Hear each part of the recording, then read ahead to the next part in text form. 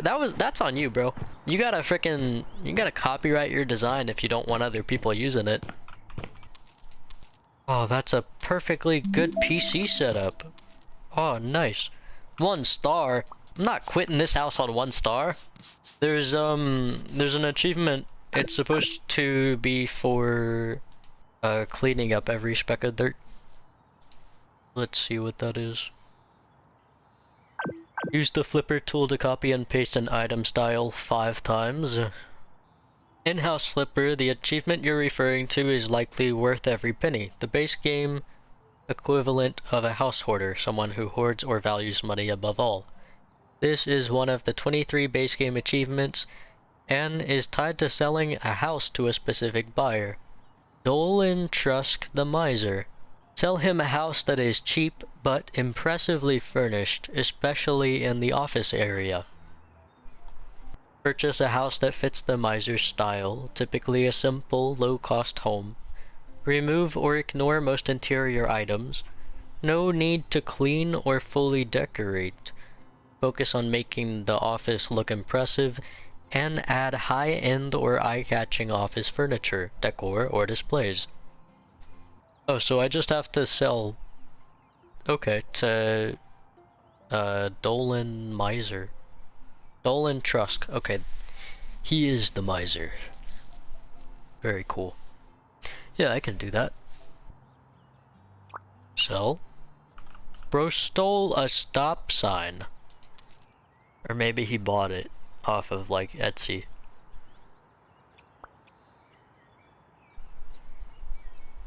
Dude, if you bought a stop sign off of Amazon, it wouldn't even say stop. It would just say Amazon. That's all it would say. It's like, what the hell? I remember there was a dude, he got so mad. He invented these like earplugs. And he put them up on Amazon. And, like, nobody else had them. Nobody else was selling them. And, like, about a month and a half later, Amazon starts putting out, like, oh, Amazon choice, Amazon earplugs. And the dude was pissed. Like, okay, you don't patent your own design? What the fuck? That's on you, bro. You gotta copyright your design if you don't want other people using it. Honestly though, like, we all see the quality of cheap knockoffs. We know which one's better.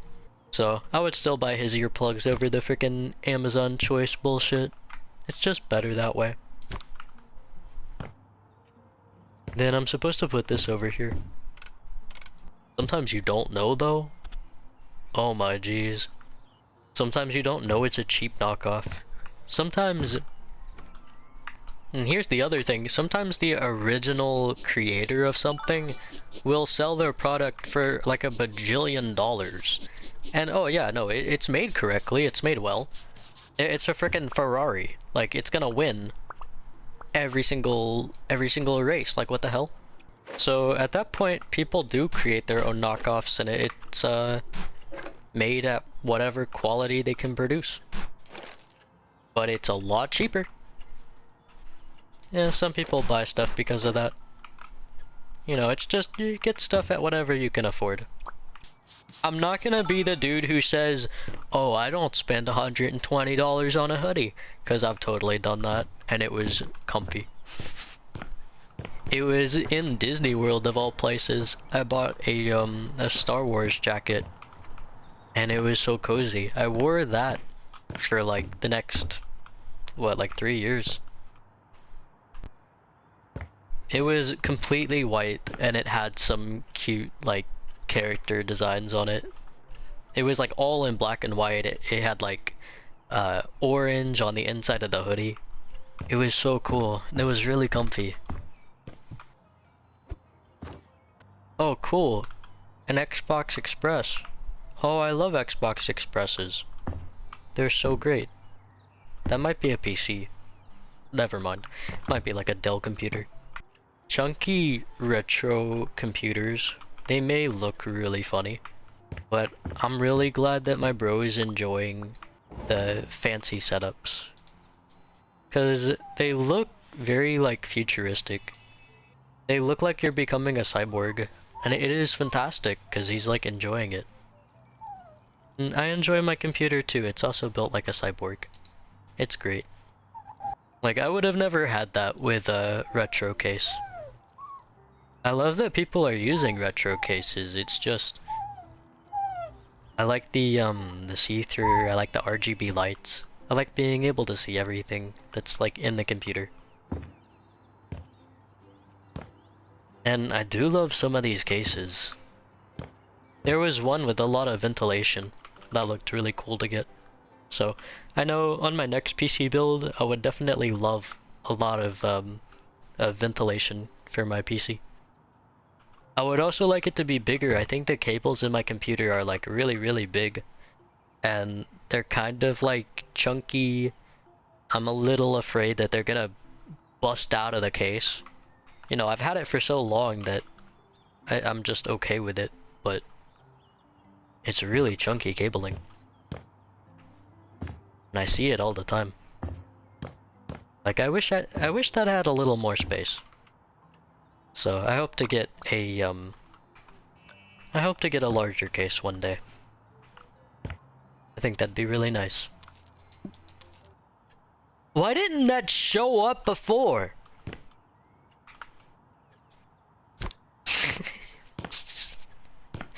If I didn't want to clean the first stain, why would I clean any more than 5?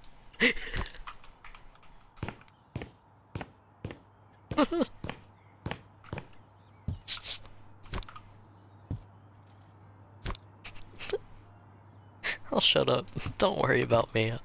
No, I'll be quiet. No, it's cool. No. Sorry.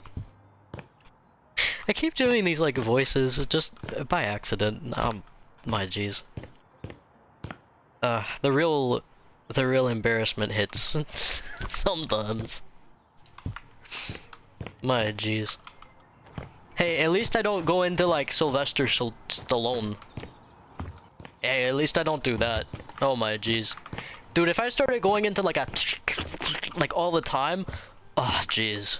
Just turn it off. Just turn off the TV. I'm not even here. Don't at me.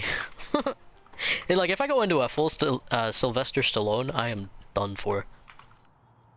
Oh, it could happen one day. I could go into a full Sylvester Stallone. I'd be about as screwed as a burnt Pop-Tart. Can I pick you up?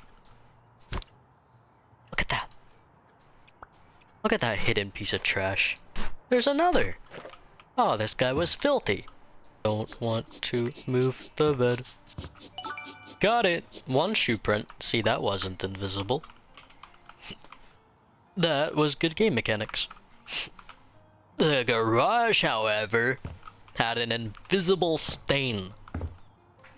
It was an invisible stain until I moved every piece of furniture in the garage. That was really... that was unfortunate. Okay, I'm done. I'm done! Beat me up, Scotty! Beat me up! Thank you! Thank you! Thank you! Yes, I'm back home. Hells yeah. Great. So fun.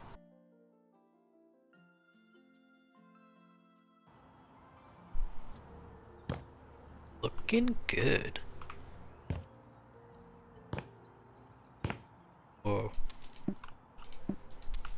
Some of the stains on the second half of this room are kind of difficult to reach. But not if you know how to play the game. Not if you just... Like, how to play the game is sell everything, throw everything away, and then clean everything. In some cases, also move everything. But yeah, stains aren't too difficult. A minute ago, I would have, like, kicked the football so hard it would have scored a field goal. Now I'm just standing on the sidelines watching the game go on. Crying about my, like, my hurt elbow. I hope Harry's feeling better. He said he pulled his shoulder. Or like injured it somehow.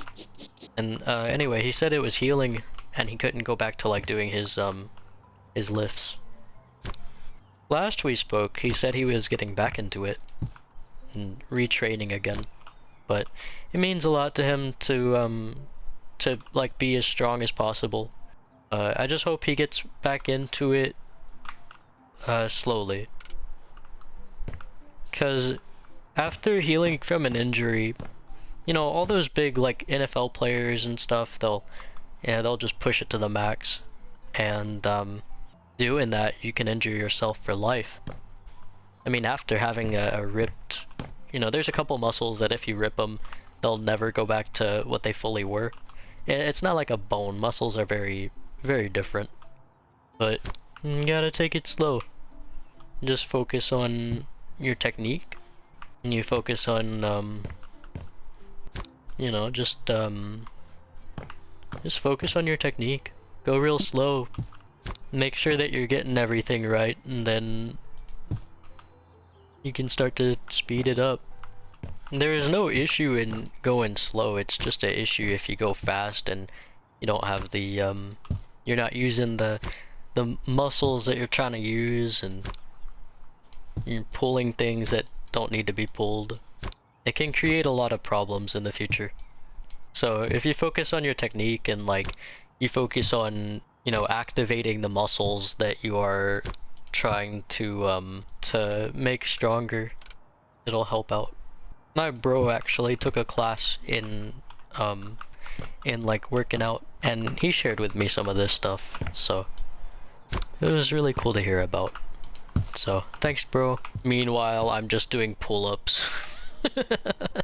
I'm just doing like hella bench presses, like and he's just telling me like, oh hey, if you do this way, then you'll get, you know, a lot better muscle activation. Dude, I'm telling you, I started putting some of those things into effect. I was like one of the things you can do is you can flex the muscle that you want to activate. You know, flex the muscle that you're focusing on for whatever workout you're doing. So if you're doing like if you're doing butterflies with the weights, with like the weights that you have in your hands, the whatever they're called, you know what it is. But anyway, if you're doing butterflies with those, then you're focusing on your chest pecs, and I wanted big freaking chest pecs. So I said okay. So I flexed them beforehand, and there was an exercise you could do, like a little stretch exercise. You basically put your hand up against a door, and so it's kind of like you're about to walk through the doorway. You're looking at it like that. So you're about to walk through the doorway, you just slide to the left, you put your right hand on that door frame, and you just kind of like squeeze, right? You like have your elbow is bent, it's like at a 90-degree angle, you're basically holding a bowl of soup, right? So you put it against that door frame and you just squeeze, and you can freaking feel your chest pec. You can feel the muscles in it, and it's a really cool feeling. And so I would do that before doing like these butterflies, and freaking dude, my chest pecs were huge. It was so cool. I kind of stopped working out whenever I moved, because it kind of became like, you know, I don't really want to put 100 pounds in my car and weigh it down for something that I only, you know, use like 20 minutes a day. So I kind of I left those weights, but it'd be cool to get into. I hear that weights are overly expensive. I hear they are massively expensive. There were a bunch of gyms, and they would like they would just use like really, really old weights because stuff got so expensive. That was a thing for a while. Money or not, I could just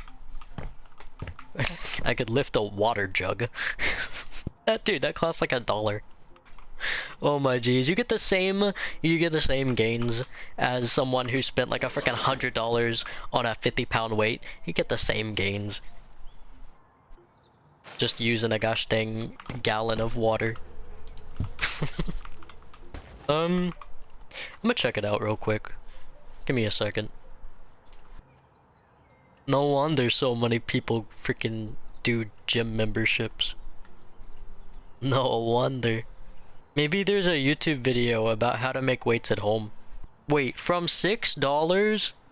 And there's like a picture of a 20-pound weight? You're capping.